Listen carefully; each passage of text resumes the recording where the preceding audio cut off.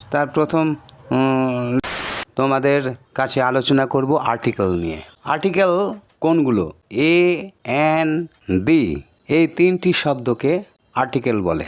Adjective যেমন নাউনের আগে বসে, সেই রকম এ, এন, দি ও নাউনের আগে বসে, কিন্তু এগুলোকে অ্যাডজেক্টিভ না বলে বলা হয় আর্টিকেল। আর্টিকেল দুই প্রকারের, একটা ইনডেফিনিট আর্টিকেল, অনির্দিষ্ট আর্টিকেল, আর ডেফিনিট আর্টিকেল, নির্দিষ্ট আর্টিকেল।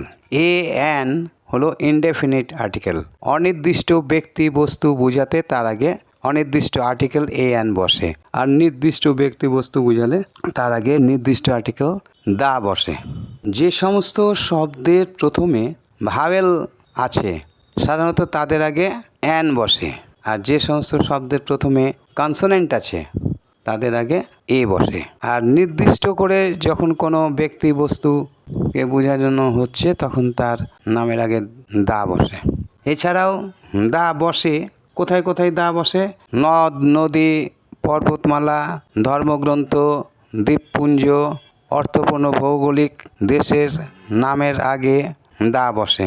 যুক্তরাষ্ট্রের নামের আগে দা বসে, দিকের আগে দা বসে। যেমন একটি বালিকা, এ গার্ল। একটি বালিকা বলতে যে কোনো একটা বালিকাকে বোঝানো হচ্ছে। একটা কলম, এ পেন। একটা ডিম, অ্যান এগ।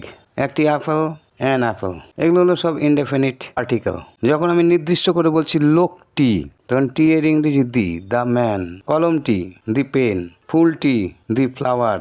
এই জায়গাটায় আমরা দি বলছি, কিন্তু দি এর উচ্চারণ দ হয়। কখন দ হয়? দি এর পরে যে নাউনটা আছে তার প্রথম লেটার যদি কনসোনেন্ট হয় তখন দিকে আমরা দ উচ্চারণ করি। The man, the pen, the flower.